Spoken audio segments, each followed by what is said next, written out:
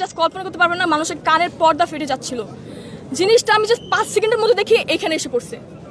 আমি জাস্ট কল্পনা আমি জাস্ট বুঝতেছিলাম না যে আমার কলেজটায় হচ্ছে কি। হঠাৎ করে দেখি বাচ্চাদের কলেজটা ফেটে, আগুন ফেটে এই উপরে উঠে আসছে। আমি বলতেছি এখানে তো অনেক বাচ্চারা আছে। আমি দৌড় দিয়ে এখানে আসতেছিলাম আর আমার মাকে বলতেছিলাম, মা বাচ্চারা মরে যাচ্ছে মা। আমি এখানে এসে দেখি কিছু কিছু বাচ্চার পাটা ছড়ায় আছে, কিছু কিছু বাচ্চা মোরা দেহ ছড়ায় আছে অর্ধেক। আপনারা কি তাদের বাঁচায় আনতে পারবেন? তারা কি আর জীবনে তাদের মা বাবার কোলে আসতে পারবে? আপনারা বলেন।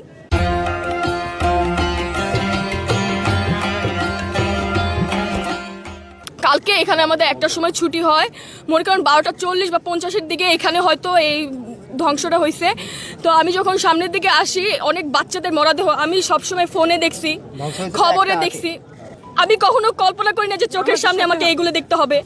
দেখতেছিলাম বাচ্চারা নিজের শরীর চামড়া পুড়ে যাচ্ছে, সেই অবস্থায় হাঁটতেছে, জানের ভিক্ষা করতেছে, আমাকে কেউ বাঁচাও বাঁচাও। সেই অবস্থায় বাচ্চারা হাঁটতেছে। বুঝেন আপনারা? কেউ বলতে পারবেন?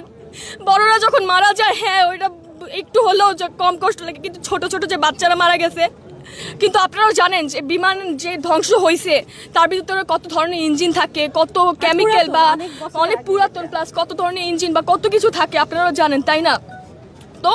তো এটা তো স্বাভাবিক কোনো আগুন ছিল না। এটা যে ধ্বংস হয়েছে এখানে পড়ছে, এটা স্বাভাবিক ছিল না। এইটা চারদিকে ছড়ে পড়ছে। সেই মুহূর্তে স্টুডেন্টদের ছুটি ছিল, তারা বাসায় যাচ্ছিল। এই যে আমাদের যে রাস্তাটা দেখতে পাচ্ছেন, এখানে স্টুডেন্টরা তারা প্রায় হেঁটে হেঁটে যাচ্ছে। কে বা বুঝতে পারছিল জিনিসটা কি আস্তে আস্তে হয়েছিল? সাথে সাথে 2 মিনিট আগেও যেখানে বাচ্চারা ভাবছিল যে আমি বাসায় যাবো, আম্মুর সাথে দেখা করবো বা আব্বুর সাথে দেখা করবো, বাসায় যাবো, আমার পড়া আছে বা এরকম কিছু, সেই মুহূর্তে 2টা সেকেন্ডও লাগে নাই বাচ্চাদের জানগুলো যেতে।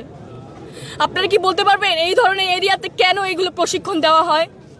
কোন দেশে বসবাস করছি আমি? কালকে কার ব্লেম দিব আমি বুঝতে পারতেছিলাম না। আপনারা যে ছড়াচ্ছেন এটা 2013 সালের বিমান, আসলে সেটা না, সেটা হচ্ছে 1966 সালের বিমান।